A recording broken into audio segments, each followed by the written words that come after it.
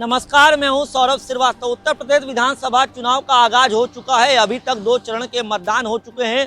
तीसरे चरण का मतदान 20 फरवरी को होना है। 20 फरवरी को 16 जिलों के 59 विधानसभा सीटों पे मतदान होगा। ऐसे में मैनपुरी के करहल विधानसभा सीट जहां से अखिलेश यादव चुनाव लड़ रहे हैं, वहां पे भी 20 फरवरी को मतदान होना है। अगर समाजवादी पार्टी की बात करें तो समाजवादी पार्टी ने ये नहीं सोचा होगा कि मैनपुरी के करहल विधानसभा सीट से जब अखिलेश यादव चुनाव लड़ेंगे तो उन्हें वहां पे कोई कड़ी टक्कर देखने को मिलेगी। लेकिन भाजपा ने, सत्ताधारी बीजेपी ने एक ऐसा दांव खेला है कि करहल विधानसभा का जो चुनाव है वो टक्कर हो गया, एकदम बराबरी का हो गया। क्योंकि भाजपा ने कभी मुलायम सिंह यादव के खास रहे एसपी सिंह बघेल को चुनावी मैदान में उतारा है और अब खुद वहां पे प्रचार करने के लिए बीजेपी के चाणक्य माने जाने वाले केंद्रीय गृह मंत्री अमित शाह आज मैनपुरी के करहल पहुंच रहे हैं और वहां पे वो जनसभा करेंगे और प्रचार का काम करेंगे। हम आपको बता दें, उत्तर प्रदेश विधानसभा चुनाव में सत्ता का संग्राम चल रहा है और मैनपुरी का मुकाबला बराबरी का हो गया है। क्योंकि खुद अमित शाह वहाँ प्रचार के लिए उतर रहे हैं तो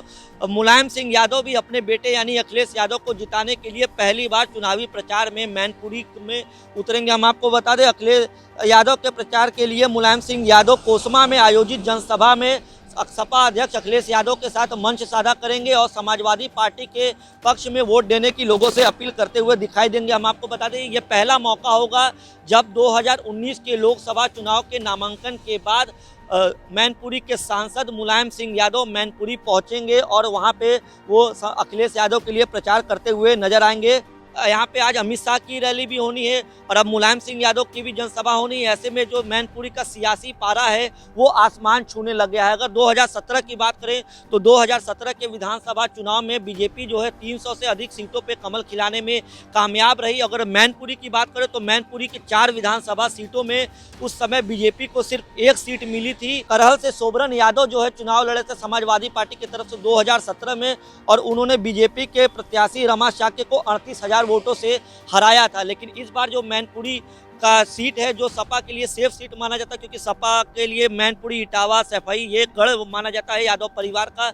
लेकिन बीजेपी ने जो दांव खेला है और बीजेपी की तरफ से खुद चाणक्य अमित शाह अब प्रचार के लिए पहुंच रहे हैं तो वहां पे मुकाबला टक्कर का हो गया है और पहली बार अखिलेश यादव के लिए प्रचार करने के लिए इस पूरे विधानसभा चुनाव के दौरान मुलायम सिंह यादव जनसभा करते हुए दिखाई देंगे। हम आपको बता दें, ये मुकाबला क्यों रोमांचक होगा है क्योंकि बीजेपी ने इस बार कभी यादव परिवार के खास रहे और केंद्रीय मंत्री एसपी सिंह बघेल को चुनावी मैदान में उतारा है।